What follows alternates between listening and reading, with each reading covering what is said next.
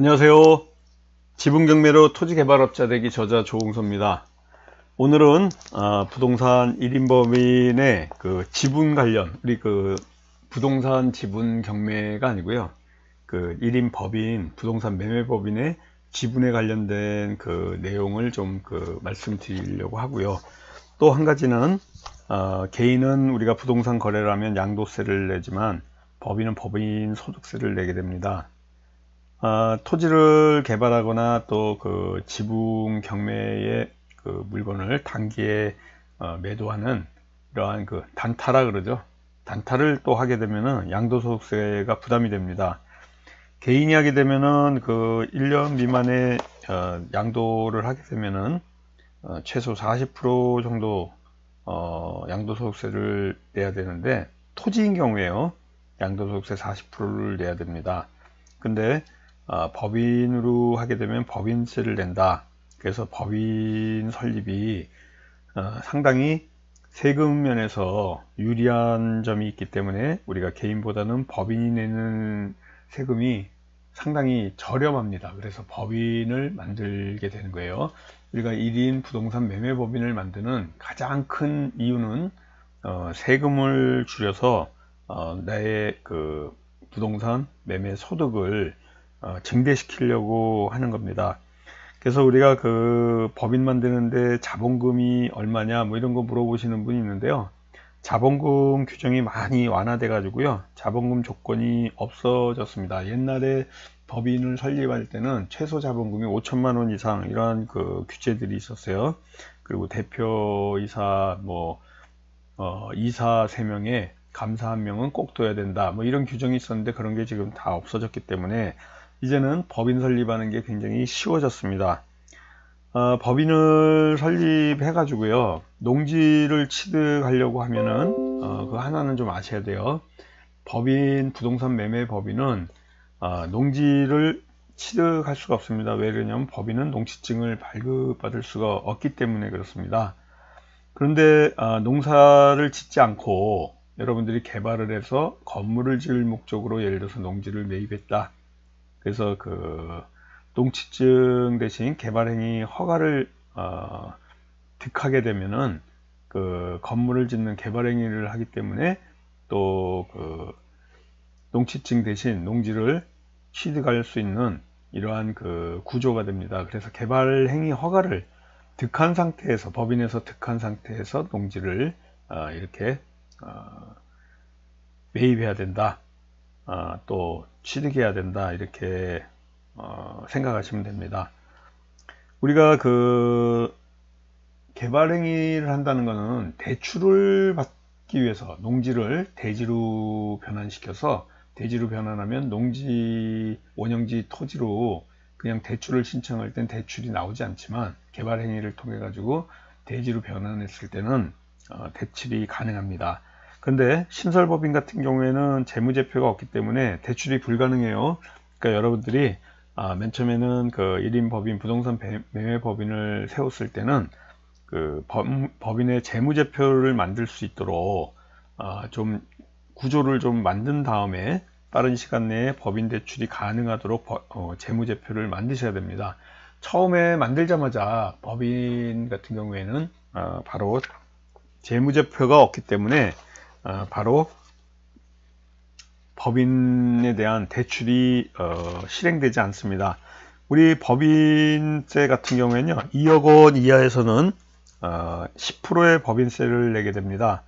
2억 원 초과에 200억 원 이하에서는 20%를 내거든요.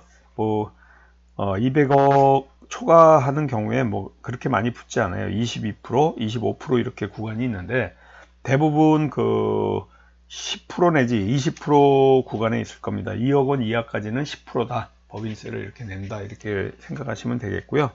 이런 우리가 그 개인은 양도소득세, 법인은 법인세만을 내기 위해서 그 법인세 자체가 내는 게 조금 아까 보신 것 같이, 개인은 토지를 매입해 가지고 양도소득세 내시게 되면은 1년 미만에서는 40%를 내는데, 법인 같은 경우에는 10%를 낸다.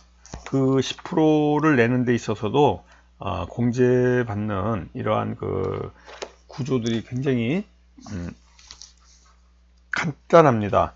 그래서 우리가 그 법인의 그 증빙 서류가 경비에 지난주에 했던 거죠. 부동산 업무를 하면서 이렇게 지출되는 이런 경비들이 옛날에는 그 적격 증빙 서류라 그래가지고 세금 계산서나 계산서, 현금 영수증, 또 신용카드 매출 그 전표 같은 거를 보관하고 또 받아가지고 이렇게 처리를 해야 되지만이 그러한 자본 지출 비용에 대한 그 공제를 해줬습니다. 근데 작년 2018년 4월 1일부터 소득세법이 바뀌면서 금융거래 내역, 그러니까 통장에만, 법인 통장에만 찍혀 있다 그러면 이러한 비용 지출로 인정받을 수 있다.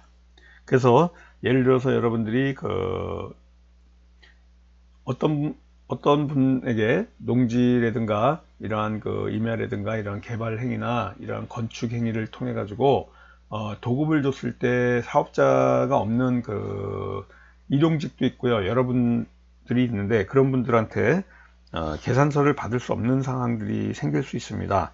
그런데 이제는 통장 내역만으로도 이러한 그 증빙을 도급 비용이라든가 이런 것들이 양도소득세 납부하는 과정에서 공제받을 수 있다. 우리가 양도소득세 계산하는 방법이 간단하게 양도가액에서 우리가 그 취득가액을 빼면 바로 양도 차익이 생겨서 그 양도 차익에 대한 세금을 내는 게 아니에요. 여기에 그 양도가액에서 취득가액을 뺀 양도 차익에서 상당히 많이 그 경비라든가 공제를 받을 수 있는 것들이 굉장히 많으니까 조금 공부를 더 깊이 하셔가지고 본인이 1인 매매 법인을 통해 가지고 양도소득세를 개인이 내거나 또 법인이 법인세를 낼 때 혼자서 홈택스에서 계산해서 이렇게 계산하실 수가 있습니다. 필요 경비를 빼야 되겠죠. 양도 차익에서. 또 장기 보유 특별 공제를 빼고 기본 공제도 빼야 될 거고요. 또 양도소득세 과세 표준이라는 게 있어서 좀 그 줄여줍니다. 거기에 세율이라는 게 있죠. 그래서 산출 세액이 나오면은 공제 감면세액이 있는지 없는지 확인하는 거예요. 뭐 복잡하게 얘기했지만은 여러분이 그 양도 차익이 생겼을 때 장기 보유 특별 공제하고 필요 경비를 뺀 다음에 과세 표준의 세율을 곱해 가지고 좀 줄여서 낼 수 있다. 이런 것들을 좀 공부를 하시는 게 좋겠습니다. 오늘은 개인은 양도소득세, 법인은 법인 소득세를 낸다. 이러한 부분을 좀 볼 거고요. 아까 제가 처음에 말씀드린 바와 같이 법인을 처음 설립을 하게 되면은 이러한 그 자본금을 출자한 사람들을 이제 주주라고 합니다. 혼자 1인 법인을 하는 경우도 있고요. 여러분들 중에는 또 그 자금이 모자라서 투자를 받게 됐을 때 그 주주들에게 또 지분을 줘야 됩니다. 우리 지분 경매하고 좀 비슷하죠. 법인 같은 경우에도 주주들에게 자본금을 출자에 따라서 그 지분 비율을 주게 됩니다. 그래서 주주가 대표이사 한 사람인 경우에는 1인 법인이지만요. 그래도 우리가 또 투자를 받으려 할 때는 이러한 그 지분 경매를 여러분들이 배워서 나는 자본이 부족하기 때문에 투자자를 모집해서 법인을 통해 가지고 지분을 주고 나는 이렇게 활용을 하고 또 투자를 해야 되겠다라고 하시는 분은요. 이러한 그 자본금 내지는 지분, 법인의 지분 관계, 주주 관계 이러한 것들을 좀 공부하셔야 됩니다. 보통 우리가 그 부동산 매매법인을 설립하면요. 뭐 100원, 자본금이 100원을 해도 상관이 없습니다. 그런데 이제 이렇게 투자를 받으시고 또 앞으로 대출을 받으려고 하면 그래도 그 자본금을 조금 기본적으로 좀 놔두셔야 돼요. 너무 작을 때, 법인 자본금이 너무 작을 때, 1금융권이나 2금융권에서 자본금을 좀 증자시켜라. 그러니까 예를 들어서 여러분이 500만원짜리 자본금의 1인 법인을 만들었어요. 근데 대출을 예를 든 거예요. 재무제표도 나오고 대출을 할 수 있어서 대출 신청을 했더니 자본금을 5천만원으로 만드셔야 대출이 나갑니다. 뭐 이런 얘기가 있을 수 있어요. 그래서 여러분들이 대출하고 뭐 자본금하고는 관계없지만은 그래도 요청을 할 때가 있습니다. 그럴 때 여러분들이 미리 좀 5천만 원 정도는 자본금을 만들어 놔야 또 나중에 등록면허세라든가 이걸 자본금을 바꾸게 되면 또 비용도 들어가고 상당히 복잡하니까 처음 설립할 때 추가 출자를 하지 말고 처음부터 주주를 모집해서 이렇게 지분을 주는 이런 형태로 또 투자 법인을 만드실 수가 있습니다. 투자 법인을 만드는 이러한 방법들을 여러분들이 배우는 이러한 것들이 우리 실전반 시간에 많은 얘기들을 나눕니다. 1인 부동산 매매 법인을 통해 가지고 주주들에게 지분을 주면서 지분 경매 배우는데 법인도 지분이죠. 그래서 매주 수요일 날 저녁 7시부터 9시까지 하는 우리 지분 경매 실전반 시간에 이러한 자세한 내용들을 또 말씀을 드립니다. 오늘 여러분들에게 1인 법인의 지분에 관련된 얘기들을 조금 하는데요. 우리가 과점주주라는 게 있습니다. 1인 법인을 하면 뭐 당연히 100% 지분을 내가 다 가지니까 과점주주고요. 내가 51%, 또 투자자 A가 49%를 가질 때 내가 과점주주가 돼요. 51%니까. 그래서 주식의 과반수 이상을 가진 사람이 과점주주다. 그래서 법인이 세금을 제대로 내지 못했을 때는 과점주주가 2차 납세 의무자라 그래가지고 개인에게도 과점주주에게 법인에 관련된 세금을 낼 수 있도록 이렇게 대신 2차 납세 의무를 지게 만듭니다. 여러분들이 특히 이런 걸 생각해 가지고요, 또 지분을 갖다가 50%는 내가 하고 50%는 우리 처를 하겠다, 배우자로 50% 하겠다, 이렇게 해도 법적으로 대표이사하고의 특수관계 있는 사람은 한 사람으로 봅니다. 특수관계 있는 두 사람, 예를 들어서 나하고 배우자가 50%를 갖다 해도 두 사람이 배우자 또는 6천 이내의 특수관계인인 경우에는 그냥 한 사람으로 보기 때문에 그렇게 배우자 지분을 나눈다 하더라도 과점주주에서 이렇게 빠지진 않습니다. 그래서 보통 과점주주에서 빠지고자 하시는 분들은요, 대부분이 2차 납세 의무에서 빠지기 위해서, 예를 들어서 친구끼리 이렇게 반반을 가졌다, 그러면 납세 의무자에서 빠지는 거죠. 예를 들어서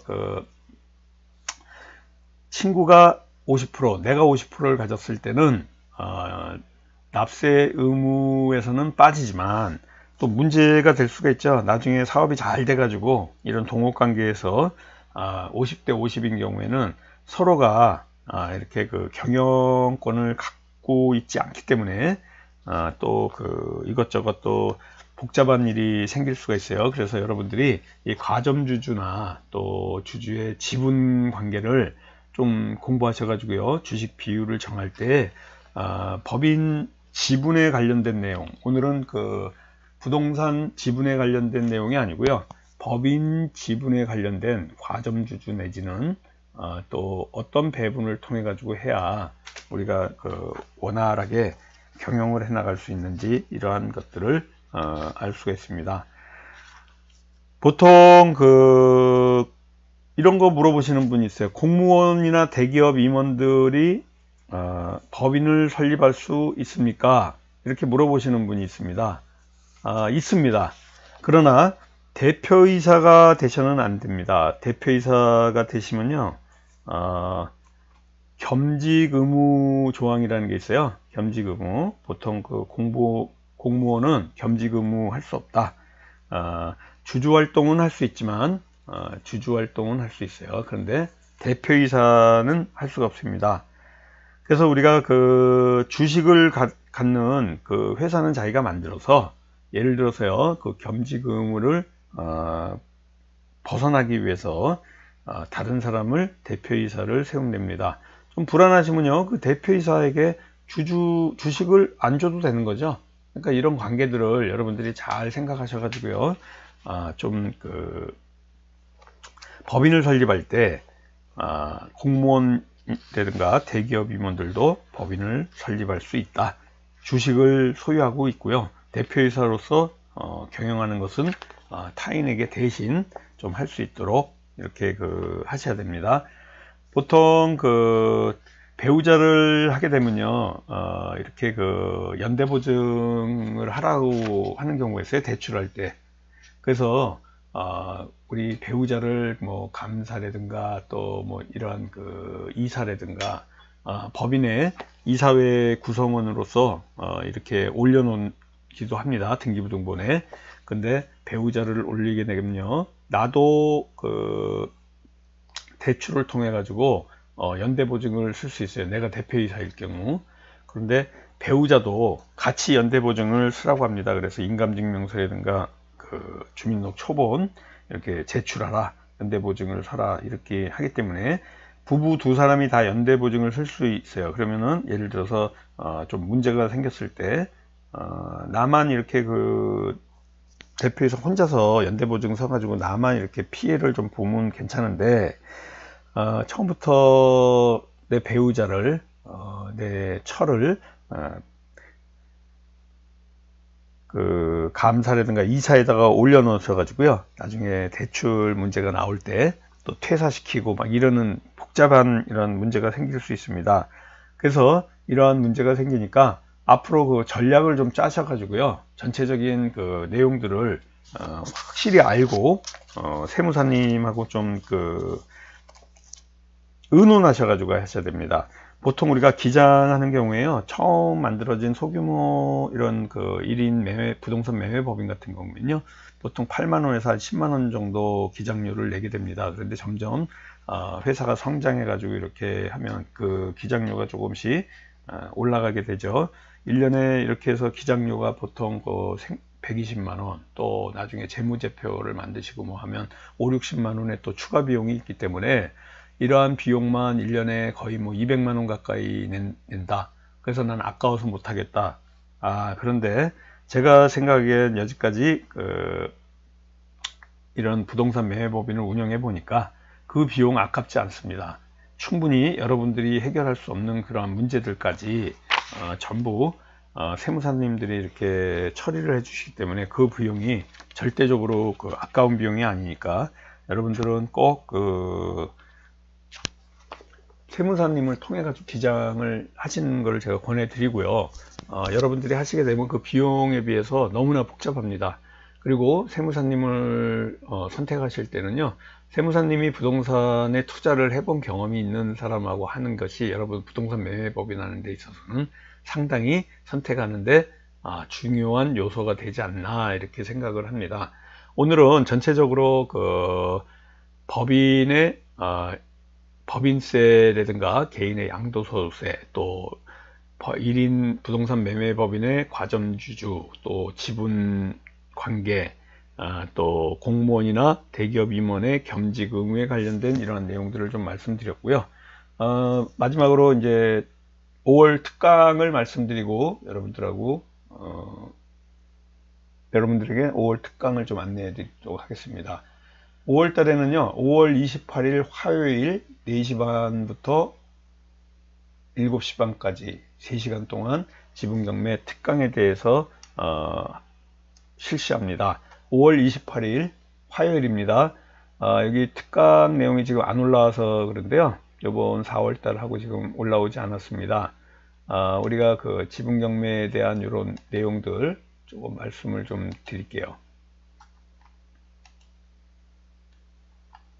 여기 보시면요, 여긴 4월 23일인데 이건 이제 지났고요.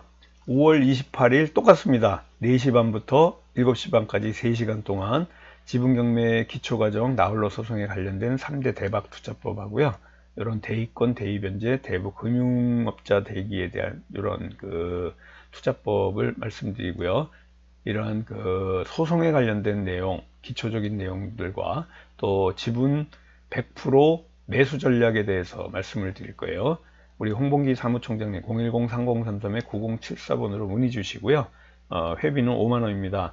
여기 법인 통장에 넣으시면 되고요.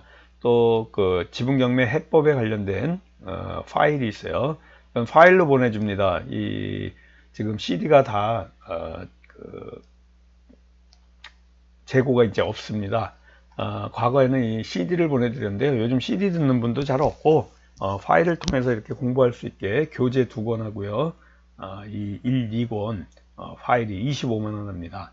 요 문의하고자 하시는 분요. 010-5115-2468 저에게 전화 주시든지 010-3033-9074로 문의 주시면 되겠습니다. 5월 28일에 있는 특강을 통해서 여러분들 오늘 한 이런 전체적인 내용도 또 공부하시고 실전반을 통해서요 여러분들이 이렇게 공부해 나가실 수 있으니까 문의하고자 하시는 분은 010-5967-2768 요거 제 전화예요. 두 개를 제가 쓰는 이유는 제가 세컨폰입니다.